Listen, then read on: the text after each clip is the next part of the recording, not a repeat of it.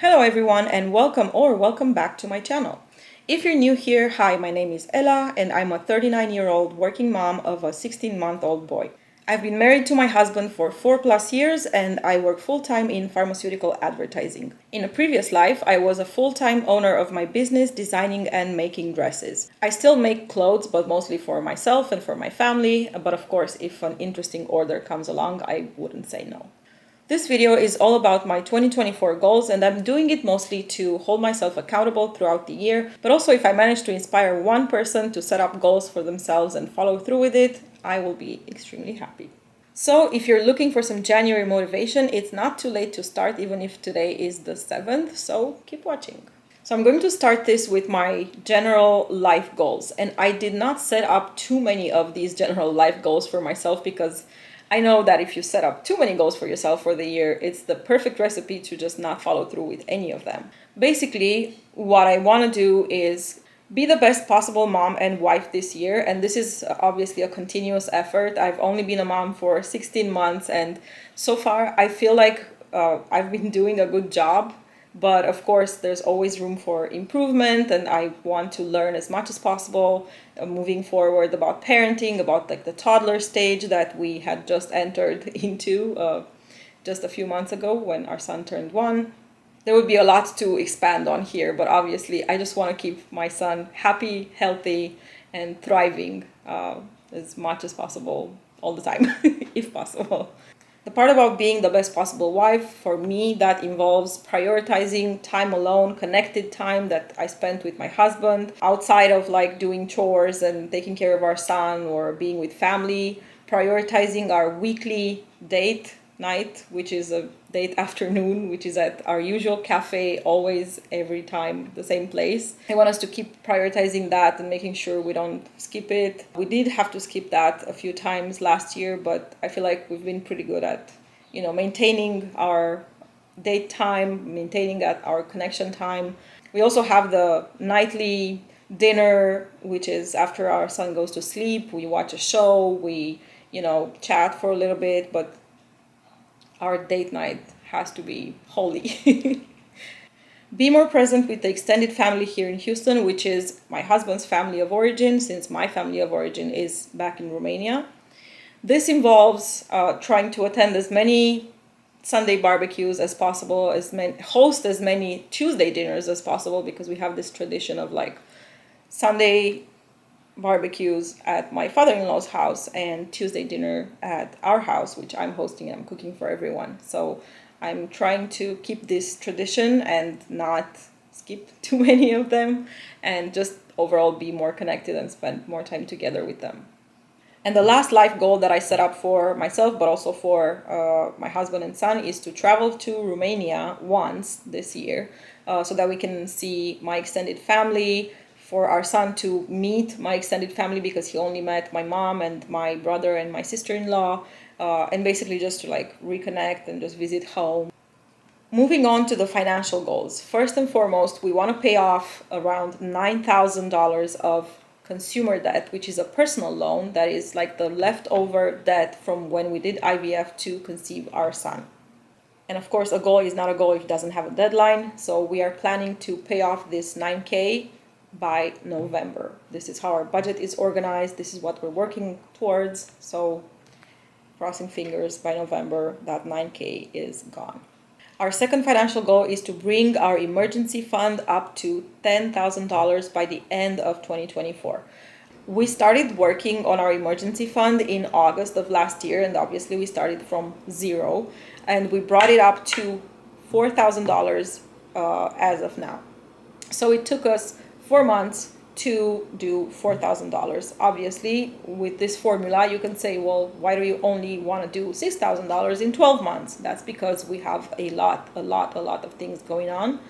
And this is the pace that we realistically can do it at. So the goal is bring it to 10,000 by the end of 2024. And that is roughly 2 months of life expenses for our family. And of course, ideally, an emergency fund should cover 3 to 6 months of life expenses for a household, but we're going to get there. So crossing fingers, 10,000 by the end of 2024. Our next financial goal is to pay off our car by May of 2025.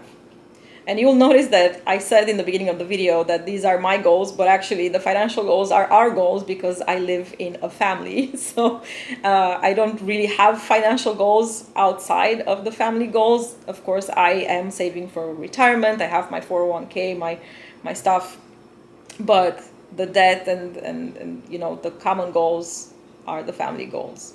Anyway, so paying off our car loan by May of 2025. As of now, we have a balance of around $14,000 on the car loan. We took the loan in August of 2021 and we took it for 75 months because at the time, with my super new credit, with our overall credit score and stuff, that's what we qualified for. Our interest rate is somewhere around 7%, if I'm not mistaken. I'm not entirely sure.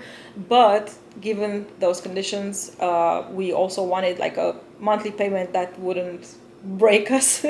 So the time of the loan had to be 75 months. So that means that the normal time to pay off the car would have been November of 2027. Paying it off in May of 2025 is only like a 2.5 year advancement or acceleration compared to the original time, which is not spectacular by any means in this like debt-free, pay off your debt soon, quick, whatever community. But this is the rhythm that works for us and with the other things that we have going on in life. So here it is, pay off the car by May of 2025.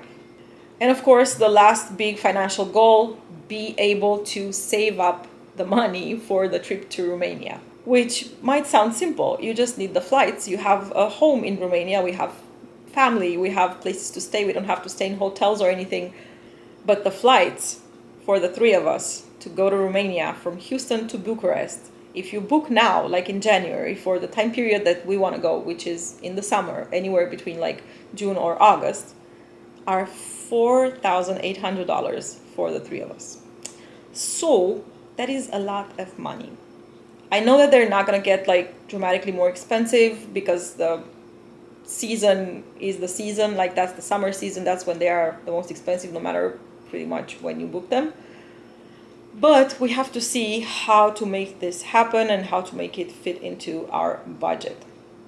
Part of how I want to help make these financial goals happen is to do a no buy / low buy year.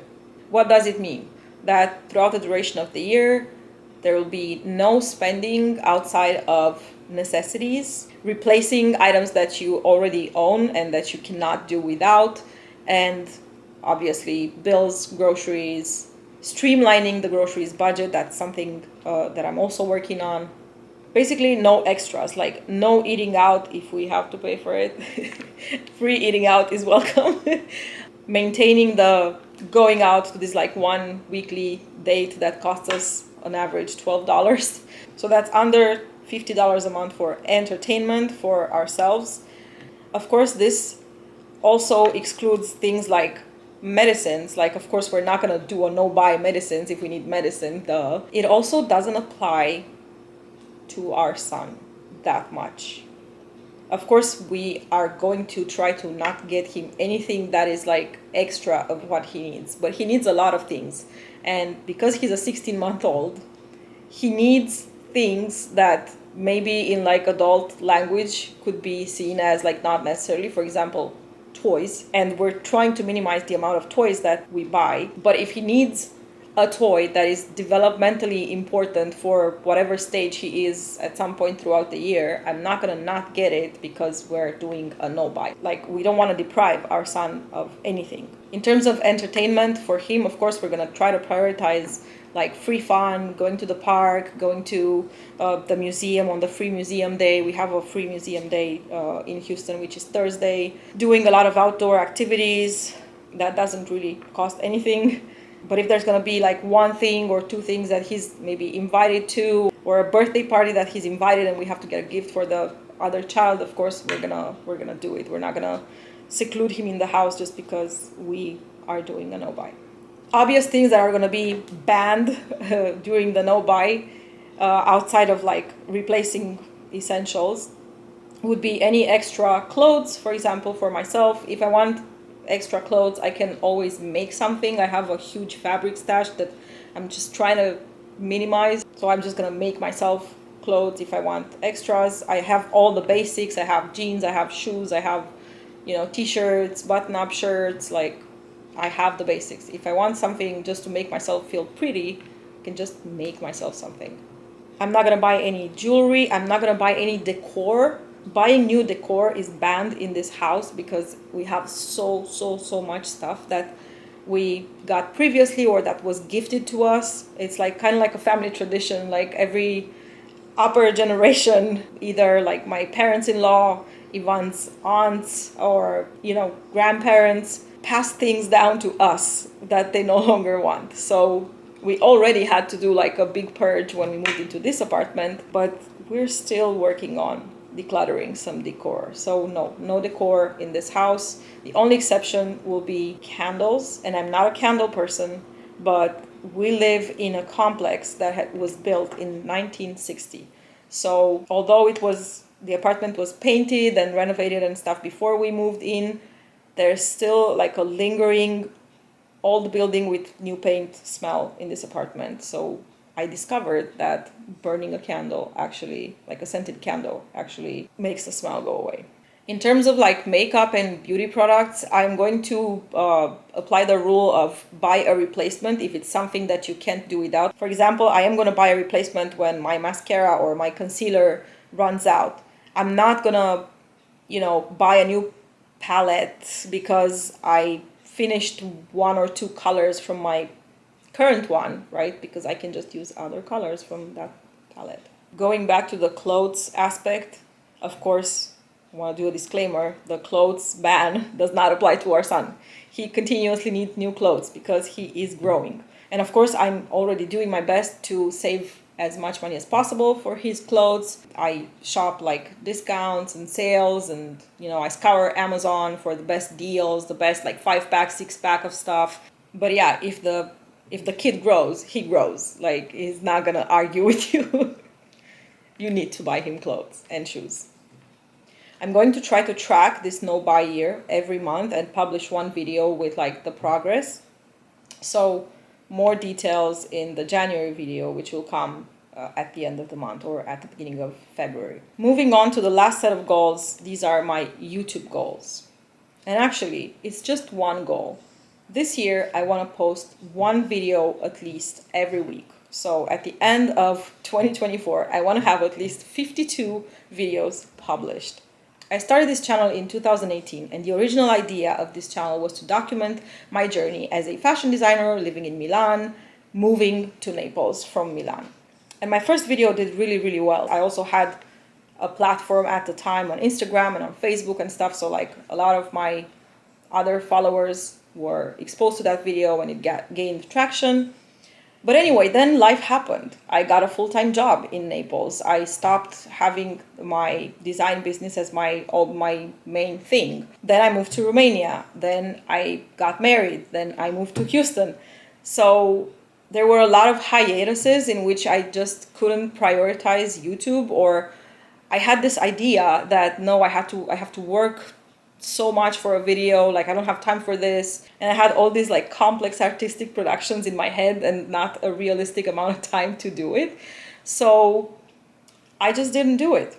For brief amounts of time, I did have somewhat of a consistency, maybe once a week, maybe once every 2 weeks, maybe once a month. But then for months at a time, I wouldn't post anything. And also another issue that I always like battled in my head is like, oh, but you have to have a theme for your channel. You have to have a niche. You have to have a topic. You can talk about everything and anything. So, and of course, I was talking about everything and anything because my channel was taking the turns that my life was taking. Like I documented moving to Houston. I documented travel vlogs, like the first travels that we did in 2021. I documented the apartment search, then all the IVF journey, and then my pregnancy. And then after my son was born, I didn't post anything for 6 months. In the meantime, in the spring of 2022, my channel was actually monetized. And because I didn't post for 6 months between the, let's say, end of 2022 and like May 2023, it got demonetized because, of course, if you don't post for 6 months, YouTube sends you an email and says you have 30 days to become compliant with your monetization terms again. Like have 4,000 watch hours in the last year and the number of subscribers. Of course, I still had the number of subscribers, but my watch hours were like somewhere underground because I wasn't posting anything. So of course I didn't qualify. And of course, I lost my monetization. My goal is not necessarily to make a significant amount of money from YouTube because I know that I don't have the time to dedicate to make it proper the way it should be. This is not my full-time job. This is something I like to do for myself on the side, and I really want to hold on to my full-time job. But I want to see what happens if I post at least a video every week without thinking too much about it, without making these like super elaborate productions. Like, yeah, I am interested in a lot of things. I like cooking. I like budget grocery hauls. I like documenting what I cook and what our family eats. I like talking about savings on groceries or other stuff. I like talking about sewing. I have a lot of potential sewing content that I can easily make. But my whole channel doesn't have to be only about sewing or only about groceries or only about cooking. Like, this is me. Like, I'm just interested in a lot of things.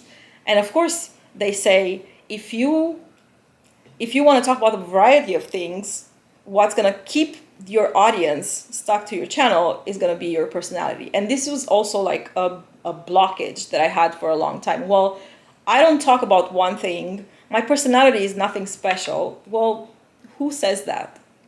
Right? Outside of YouTube, yeah, I'm funny, I'm witty, people like me, people who know me like me. Why would I block myself and say, well, my personality is nothing special, people are not going to watch my videos because there are a lot of themes in them. I don't have a certain number of subscribers in mind as a target. Of course, it would be nice to just get my channel remonetized, but the primary goal is to be consistent. Like, this is the thing that I want to work on. Be consistent about something that I do for myself outside of work, outside of family duties, mom duties. Just do this one thing. And I know that for the longest time, the lack of time was my main excuse because I was like, I don't have the time to make the perfect videos that I want to make. Because I know in theory what a good video should be. Like, I work in marketing. I worked in marketing before I had my brand, my business. I marketed my business. Like, I know how a good YouTube video should be.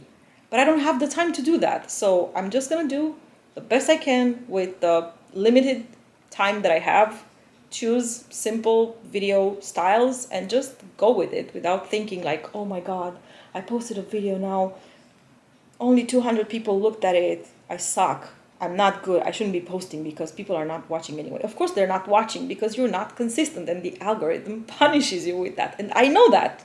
Anyway, these were my goals for 2024. I'll be tracking and documenting the progress. So watch this space, subscribe to the channel, click on the notification bell so that you can be notified when I post something new.